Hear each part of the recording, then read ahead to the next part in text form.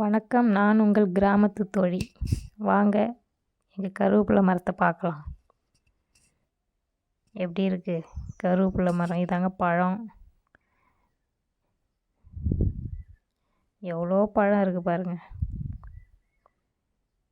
இதை சாப்பிட்டா தித்திப்பாக இருக்கும். சதைப்பிடிப்புலாம் இருக்காது, அவ்வளோவா தித்திப்பாக இருக்கும். இரும்பு சத்து நிறையா இருக்குது இதில்.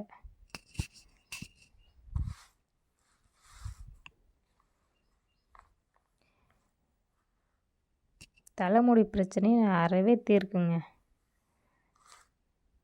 பார்த்தீங்களா, ரொம்ப பெரிய மரங்க. காய் காய்ச்சி போயிருக்கு. மலச்சிக்கல்லாம் குறைக்குங்க. எண்ணெயில் காய்ச்சி தலையில் தடவை வந்திங்கன்னா நீங்கள் நரமுடி, இந்த முடி உதிர்வு, முடி வளர்கிறதுக்கு உதவுங்க. இதை நீங்கள் பொடி பண்ணி கூட சாப்பிட்லாம், துவையல் பண்ணி சாப்பிட்லாம். ரொம்ப நாளைக்கு இருக்கணும்னா பொடி பண்ணி வச்சுட்டு சாப்பிட்லாம்.